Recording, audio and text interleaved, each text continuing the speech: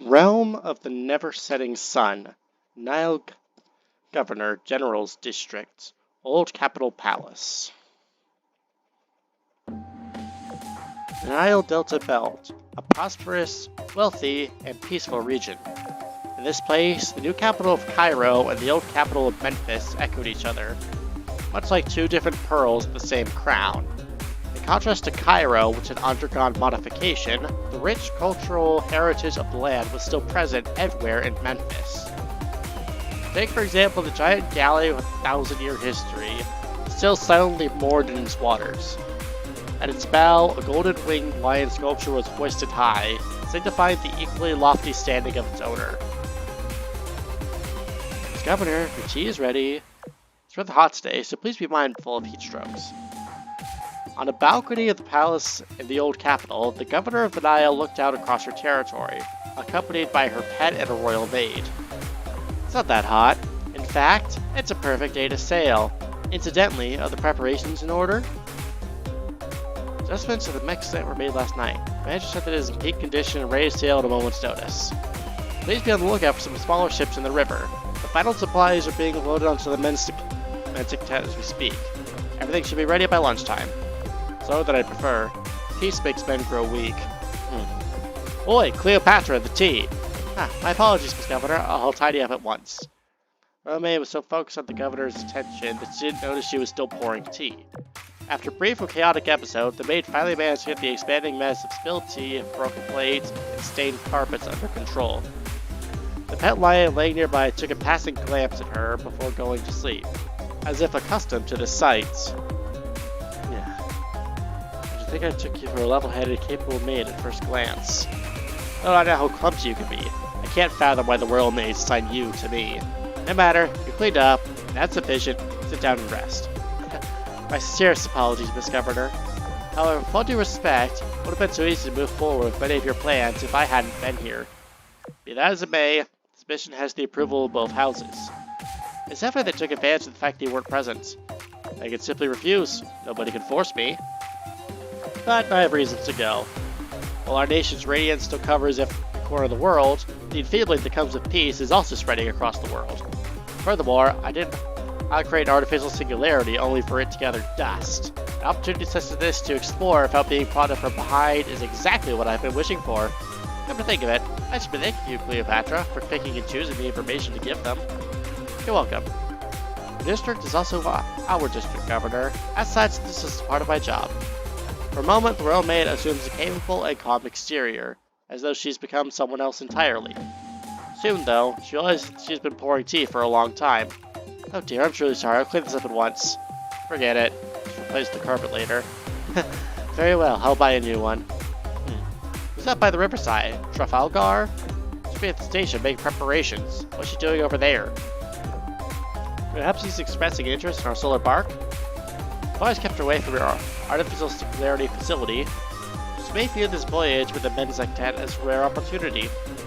Shall I finally ask her to leave? No need. She's a representative for the Royal Knights, the Mediterranean Fleet, and has come to support me. I am grateful to her. She will board the Menzik tent sooner or later regardless. Just don't let her close to the lighthouse. As you wish. If I may, I've been wondering about something for a while. I do understand the reason for naming this Singularity's fixed module Miracle Recreation, Lighthouse of Alexandria. It has a nice meaning. Is there a particular reason why the separation model was named Menzik tent? Seems a little inauspicious to give that name to a ship that living people take. That's precisely why it's called that. Ride the ship through a singularity and explore a vast and unknown new world. Although there will be hardships, the journey is eternally splendorous and grand. Carrying hope and living for the journey to death. Is that Menzik tent in a nutshell?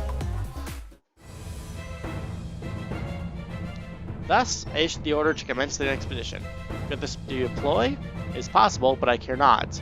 My power over the Nile technology is unrivaled and uncontested. My technological prowess that brought the Bezek-10 into being is also unparalleled. Thus, it makes sense to go on a journey beyond home. Our world is a small one. We are trapped on a tiny planet. The possibilities of the worlds out there are endlessly vast. The tide of a new age begins to rise. At its forefront shall be I, Lion.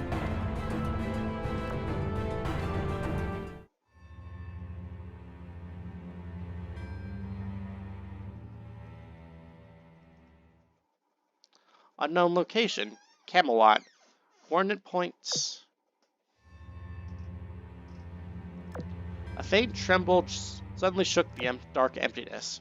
Under the cover of the new stealth systems, Camelot, carrying Elizabeth and her entourage, appeared in the sky above a great ocean, where the coordinates pointed to. Your Majesty, sound appears to be rather dangerous. Having put Camelot into its passive stealth mode, Queen Elizabeth Meta started the Queen's Light and led her team to a nearby island. I really should have covered the Alsace event, huh? The sky overhead had a faint, ashen tinge to it, as though it was covered by smoke that would not disperse. Setting foot on the island, they saw the aftermath of a battle all over the place. Air temperature? Low. Humidity? Also low. Don't see any native vegetation. Buildings appear to have been destroyed a while back. No sign of plant life or even insects in the ruins. There's nothing here but deadly silence. Feels foreboding. There's nothing on the radar either. I believe that we first of all need to find a continent. Any continent. A few islands alone cannot provide us with a sufficient grasp of the basic situation of this world. She's right. Shall we leave already? Hold on, Elizabeth. We found something. And we're at a high-altitude scan with trains onboard equipment before exiting. Scan just yielded something. Care to guess what? Surely not the entire world is the same as this island, is it? From the point of view of civilization. Yes, it's much like this island. Naturally, it's a different story if you include the signals from sirens. Sounds like they engaged the reset. Way too late? Siren signals are far too weak for it to have been resets. The signals themselves are quite unusual, possibly indicating they originate from modified siren equipment. Whatever the case, those are the results of our analysis. Any second opinions? It doesn't look like a reset. Everything hasn't been cleanly swept away. The sirens wouldn't be so wasteful. Yeah, I think so too. Signals are quite idiosyncratic. They differ from what we've recorded of every other siren experimentation division that we've engaged previously. No, rather, perhaps they bear some similarities to the patterns of the basilicas on the Kerguelen Islands? I'm afraid I cannot help more than that. Bell's analysis is on point. Signals have been tampered with. It wasn't the orthodoxy, though. The Royal Navy did it. Your Majesty, I think the signals are coming from the command center of a mass-produced siren force. The tampering method is the same as our world once used. It is possible this world is fared a similar fate to that of Grenville's. Excuse me.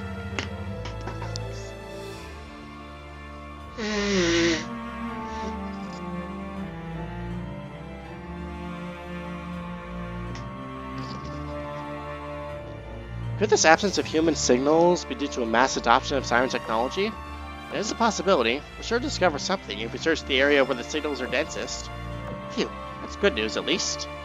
Unfortunately, I have bad news to share. This is a sample I collected from wreckage in the city ruins. Please have a look.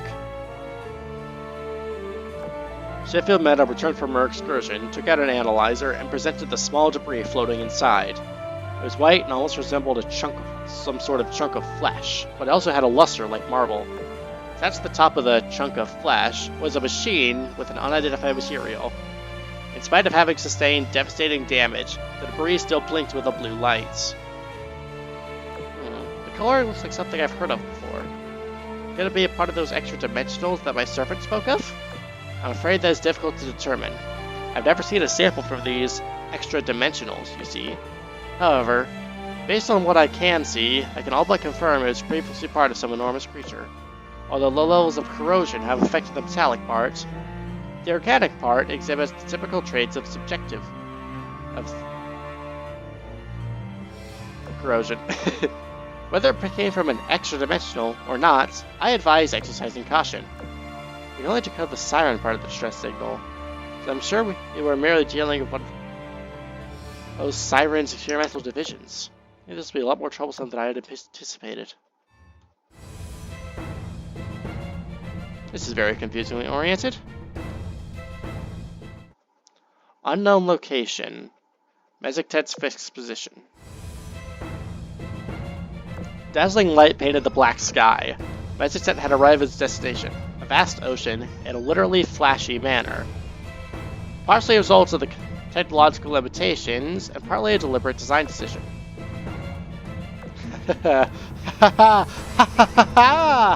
We've done it! To a new world, here we come!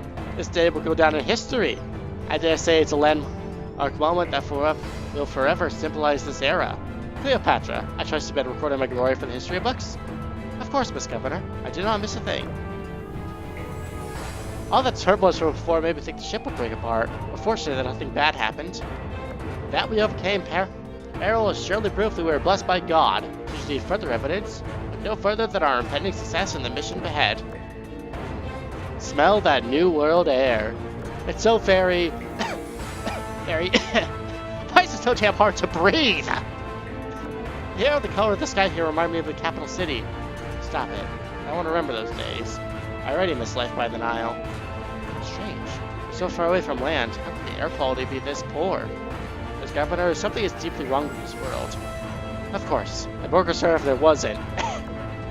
Cleopatra, refer to Meziktet's air filtration system status. Why is our air impure? Understood. It doesn't seem to be functioning. It's more like it just isn't doing anything. There's a problem with the automatic start? Forget it. We can troubleshoot later. For now, start it manually. Yes, Miss Governor. Where was I? Yes. This world has problems. Otherwise, they wouldn't have sought help from another. We may not be the only ones responding to their stress signal. Our first order of business is to establish contact with this world's Royal Navy and establish alliance before any other faction can... A violent impact from beneath the water's surface echoed throughout the silent sea.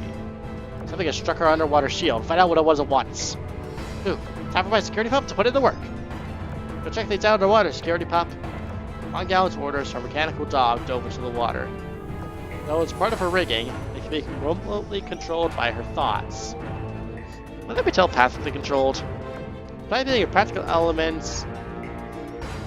practical application of technology developed for the control of carrier-based aircraft, unfortunately, the time and effort put into said application did not return promising results.